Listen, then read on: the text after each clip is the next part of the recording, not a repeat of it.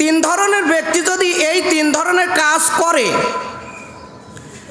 তাহলে তার পিছনের কোনো গুনাহ থাকে না, সব মাফ হয়ে যায়। সুবহানাল্লাহ বলি। কয় শ্রেণীর লোক? তিন শ্রেণীর লোক। আমল কিন্তু ছোট, কিন্তু সওয়াব অনেক বেশি। আমল ছোট, সবাই আমল করতে পারবে, কিন্তু সওয়াব অত্যন্ত বেশি। কিতাবের মধ্যে লেখে যে এই তিন কাজ করলে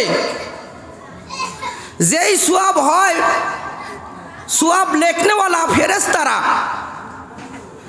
নেকি লেখনেওয়ালা ফেরেশতারা নেকি লেখার জন্য প্রতিযোগিতা শুরু করে দেয়। সুবহানাল্লাহ বলি সবাই।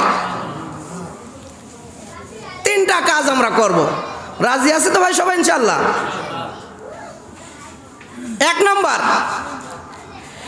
এক নম্বর ইসবাগুল উজুই। ইসবাগুল উজুই হিনাল কারিহাত।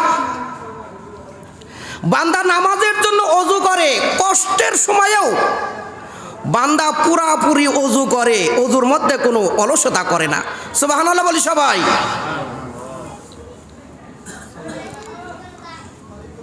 ঠান্ডার সময়ও বান্দা পুরাপুরি ওযু করে। এই আমলটা করা যায় না? ঠান্ডার সময়ও, কষ্টের সময়ও ওযুটা পরিপূর্ণ করে। শীতের সময় কিছু কিছু জায়গা পানি পৌঁছতে চায় না, এরপরেও পরিপূর্ণভাবে ওযু করতে হয়।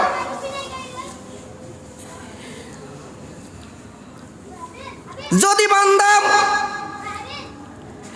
পরিপূর্ণভাবে ওযু করিয়া নামাজে দাঁড়িয়ে যায়, ইসবাগুল উযুই হিনাল কারিহাত। কষ্টের সময় বান্দা পরিপূর্ণ ওযু করে।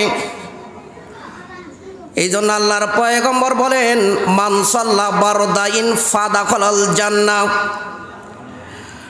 ঠান্ডার মধ্যে যারা ওযু করে নামাজ পড়ে, আল্লাহর পয়গম্বর বলেছেন তার জন্য জান্নাত বরাদ্দ। জোরে বলেন সুবহানাল্লাহ। এই জন্য নামাজের সময় ওযু ভালো করে করব। তাহলে ইসবাগুল উযুই হিনাল কারিহাত, কষ্টের সময়ও বান্দা ভালো করে ওযু করে। এক নম্বর গেল। দুই নম্বর মাশিউল আকদাম ইলাল জামাআত।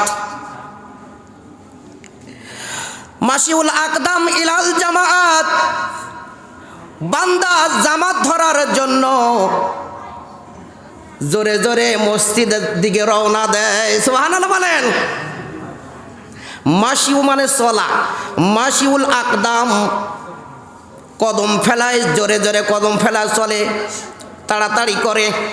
ইলাল জামাআত, জামাতের সাথে নামাজ পড়ার জন্য বান্দা মসজিদের দিকে তাড়াতাড়ি যায়।